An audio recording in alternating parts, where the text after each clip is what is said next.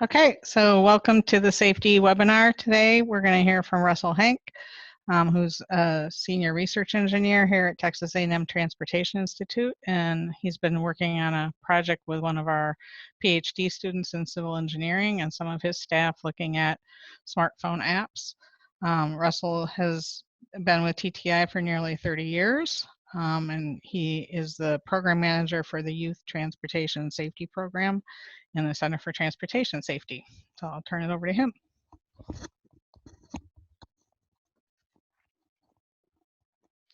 Thanks, Sue, and thanks to everybody that's out there joining us live. Thank you to the Safety Consortium for funding this project. We appreciated the opportunity to do this work. Sue had mentioned our grad student, Sylvie. She did a fantastic job, did a lot of the heavy lifting in terms of the data management, data analysis, and was just a joy to work with. And Stacy Tisdale, one of my other colleagues, helped a lot with some of the app functionality and data management. So I wanted to be sure and publicly thank them for their efforts. So what I'd like to do here next 15, 20 minutes or so is just give you a little bit of background on some of the work we do, of course, the smartphone app as well and how that fits in. The objective of this particular project, describe the smartphone apps. We did use 2 over the course of the project, not just one. A little bit of the functionality, some of the feedback we were giving the young driver users that were part of the study group. Some of what we found, some of the data. We have a huge amount of data. I'm just going to hit a couple of high points today. Would encourage you to refer to the full report. There's a lot of information in that. And I'll describe some of the scope of the data in terms of the volume as we're going through some conclusions and where we're going with our smartphone app efforts as we move forward in real time. So there's a little bit of background, the reason we did this project in the smartphone app, but some of the overarching work we do at TTI to help young drivers is car crashes are the leading cause of injury and death for young people in our entire country. Unfortunately, that's holds true for every developed country and on planet Earth, unfortunately. So it's a big issue. Distractions are a big part of it. There's lots of different distractions. Cell phone, smartphone use in particular is a big part of that for our young drivers.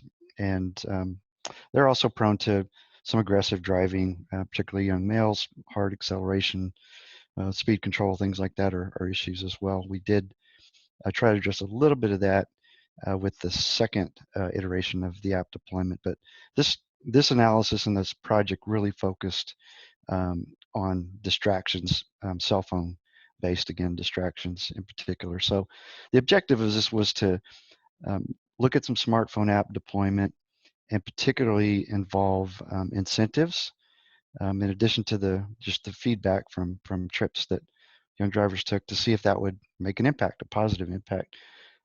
Was the hope and the hypothesis. Just a little bit about what we do at TTI. We've been doing a lot of peer-to-peer safe programming for our youngest drivers on the road for quite a while. Our peer-to-peer component for our program, the Youth Transportation Safety Program, was a high school peer-to-peer element. It's called Teens in the Driver's Seat. We started that in 2002, so about 18 years ago now. And we developed a college component in about 2012, so about 10 years later.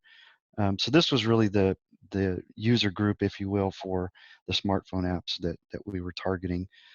So again, kind of focus points, tasks within obtaining that objective for the overall project. We want to take a close look at the relationship between distractions, user demographics, some of their trip and driving attributes, and again, ultimately evaluate whether incentives and feedback were helping change their behavior, particularly in hopefully a positive way.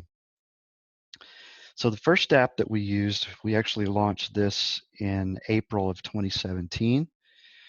And so this project is terminated several months ago. And so this was the first snapshot in 2017 of the deployment. We have a teen advisory group.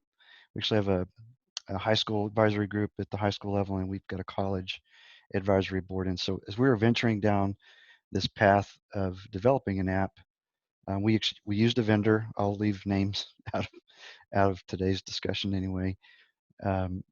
What they told us was they wanted the option to be able to have the app run or not run, and have that freedom flexibility. So this first iteration of the app, they actually had to hit start trip for the trip to be logged in the app.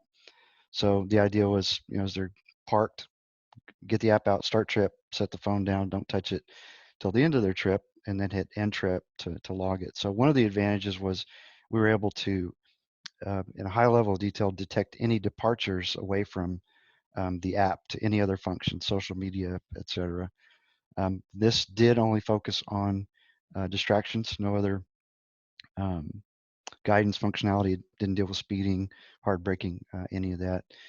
So 5 points were awarded for every safe mile that they drove. So as an example, if they drove 10 miles, no distractions were involved, they would get 50 points for that trip.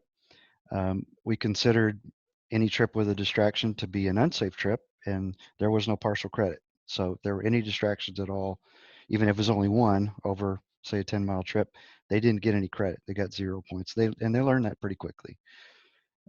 So in terms of the incentives, we offered $10 Amazon gift cards. As they would accumulate points, different benchmarks, they would earn those gift cards. And then over the 3-month span, so this was April through June 2017, we had some grand prizes. We had about a half dozen: a smartphone, a tablet, Whataburger for a year turned out to be the most popular one for both of these deployments. That's a very popular um, hamburger chain in Texas, and it's actually spreading nationally. It's pretty good if you get to try one.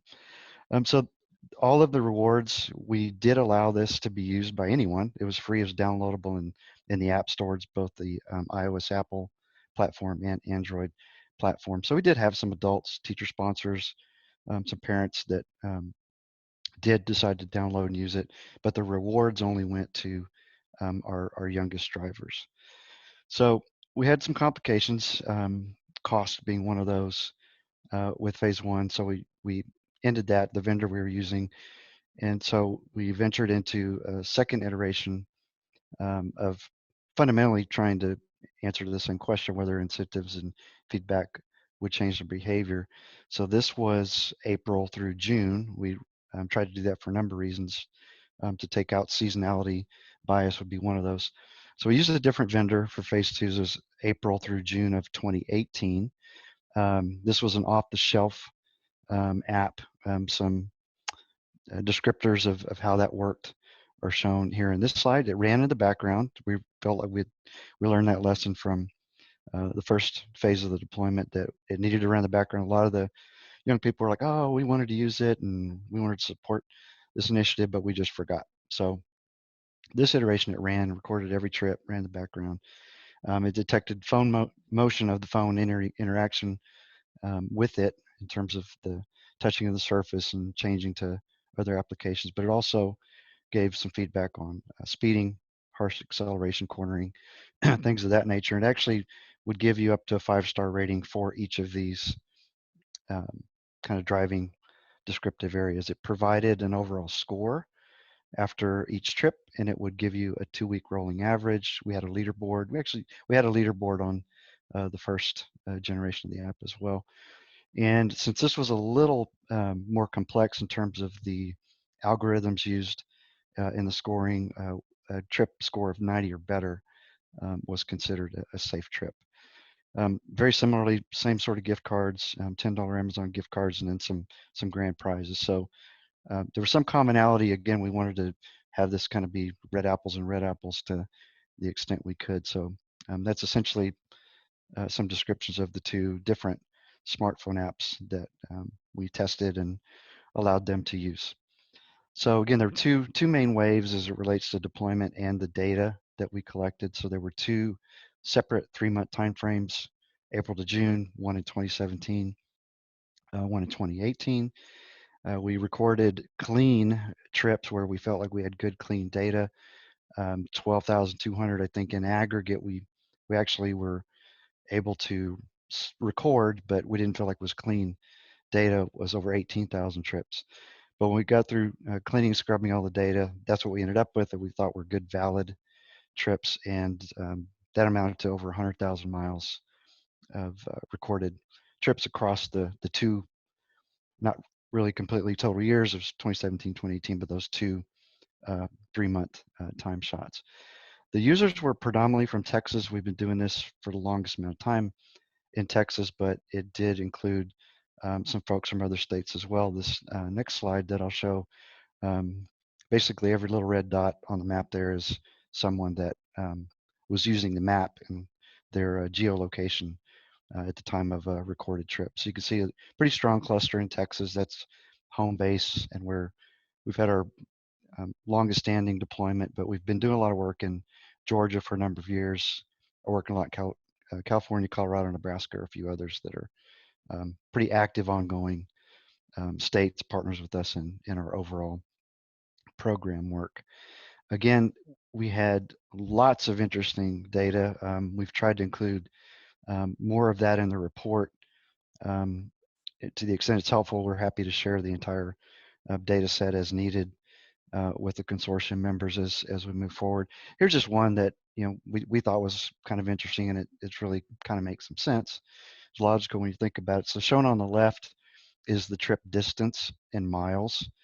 So what's shown there is the percentage of trips that had one or more distractions over the course of that trip. So shorter trips, less propensity to have a distraction by a young driver, gets up to the 5-10 mile range, increases a fair amount, et cetera, et cetera. So by the time you get to a trip that's a length of 20 miles or more, what it's telling us is, roughly 70% of the time a young driver is probably going to do something with their phone. It's difficult for them not to. So shown on the right, somewhat similar is the trip length in terms of duration of time, 20 minutes or less, right on about the average, really what we're seeing. I guess there are a lot of national statistics out there, but the ones that I'm most familiar with, again, red apple to red apple, is a trip that contains one or more distraction at any time is right around 35% ballpark.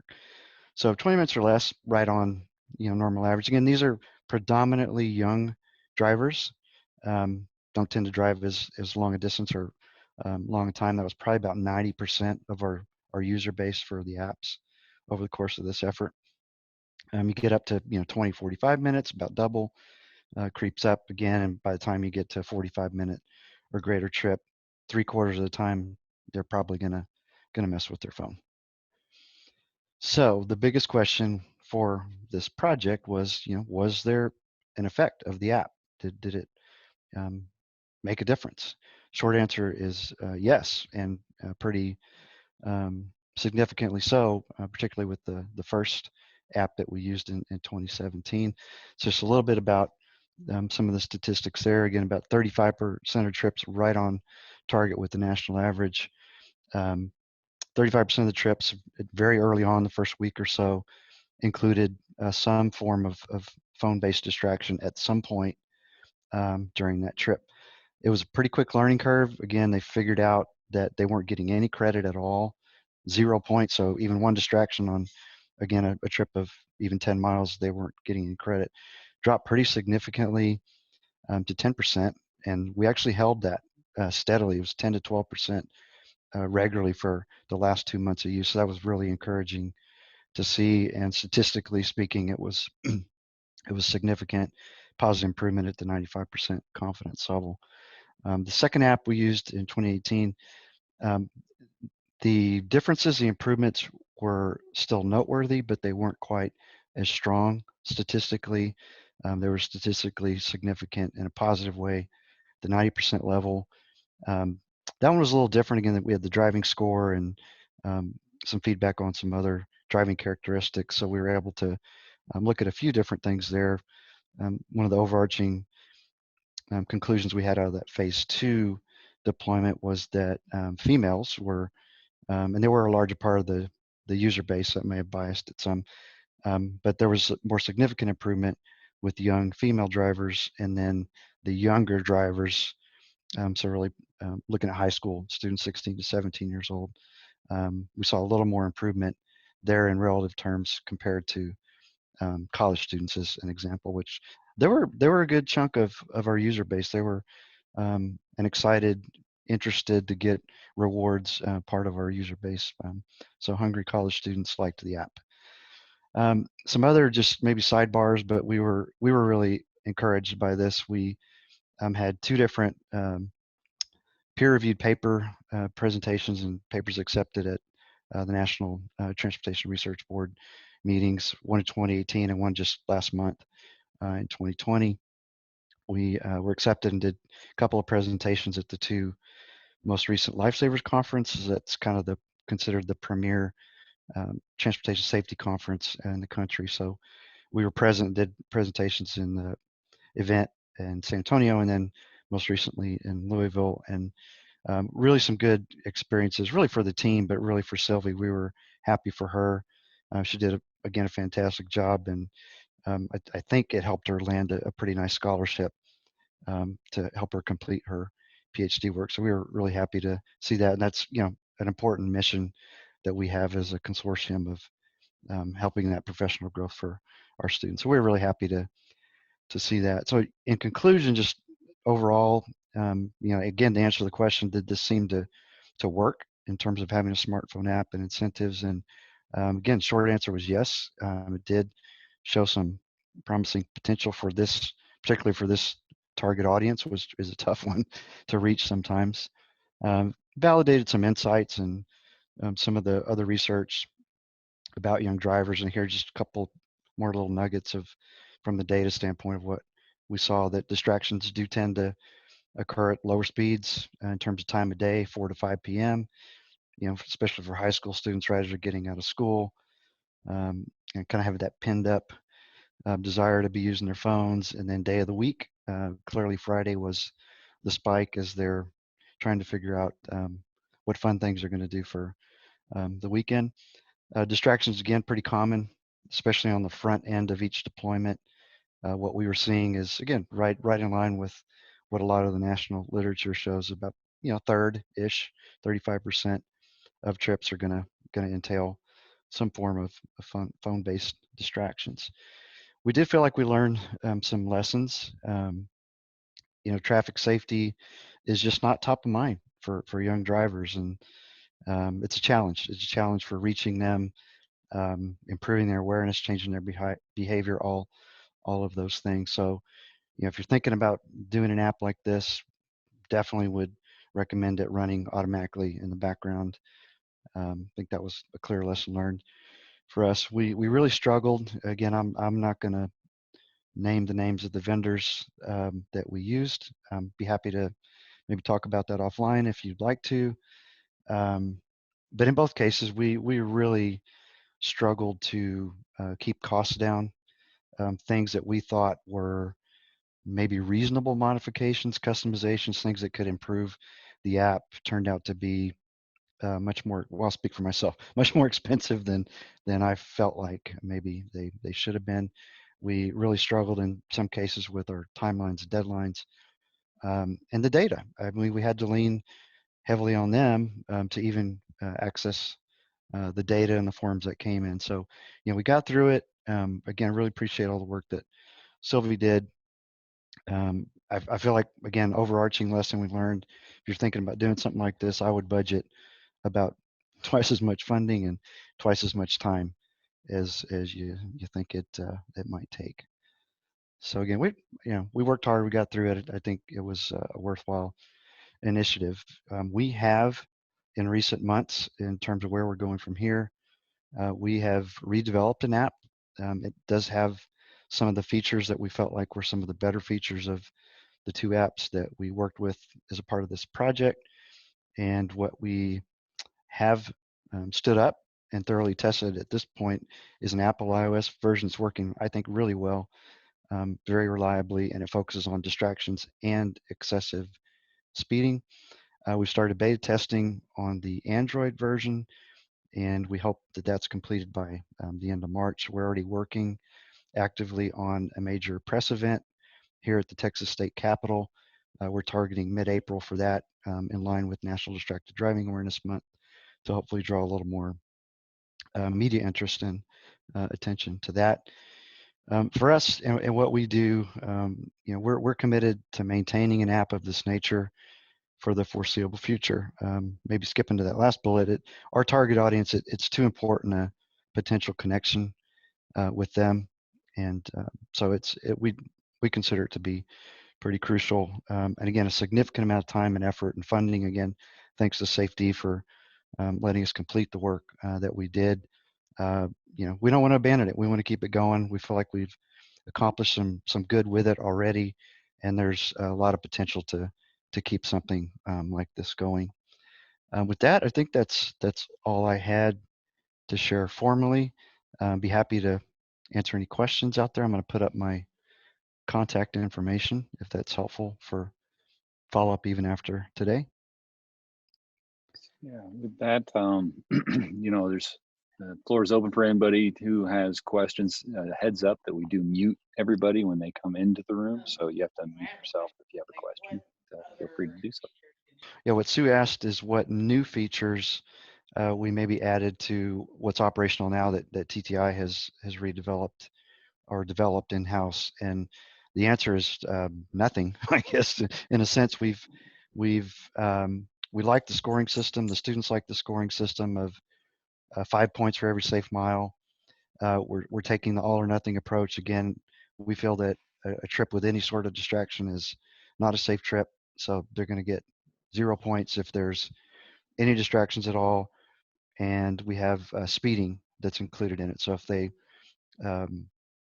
excessively speed, they will get no points for that trip as well. So we're not including.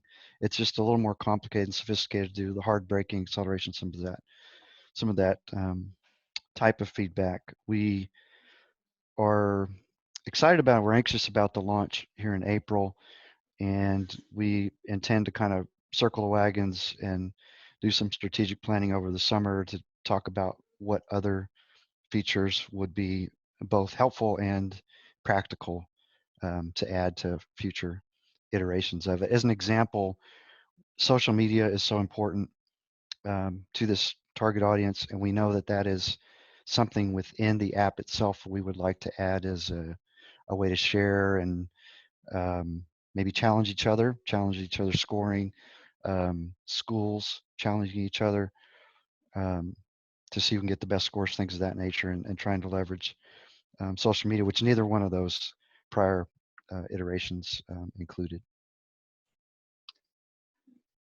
Yeah, Russell, I'm curious, and I might have stepped away at just the wrong time and missed it if you did mention it, but how did these apps, or did they any of them need to interact with some of the systems that are currently coming on more advanced vehicles where they, in some cases will simply do things like read text and allow you to do a voice to text. Some will even display the text up on the HMI. Do they still permit that, and how do you capture it if so, or is that sort of a whole different fork to be dealt with? Well, if I understood the question, I don't believe that if there's some integration through the phone going on with the vehicle, I don't believe that that would count as a distraction. One of the things that we've been hearing from the students all along is their music is extremely important to them, and so it may fundamentally work the same way. As an example, if they had their music playlist and they started it before the vehicle went in motion, and that's still actively running, but they're not manipulating the phone to change it, that won't count as a distraction either.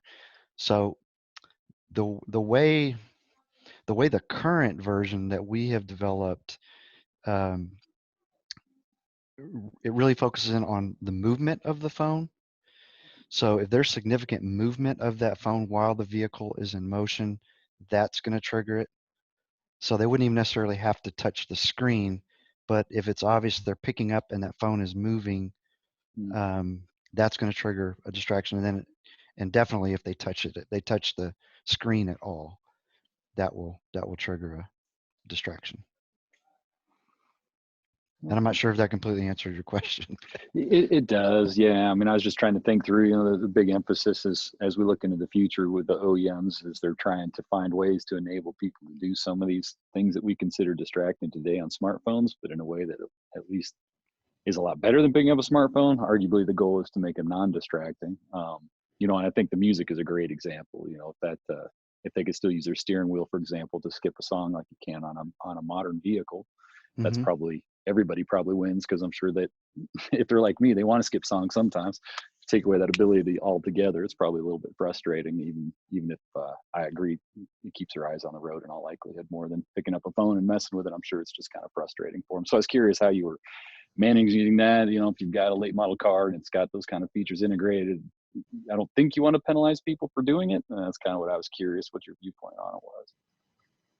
Okay. No, that's a great question, and I think thinking about the big picture, especially if we're going to continue to try and operate something like this for a few more years, that whole question of how it does or does not integrate with the vehicle is a really good question, and something we need to spend some time and attention on.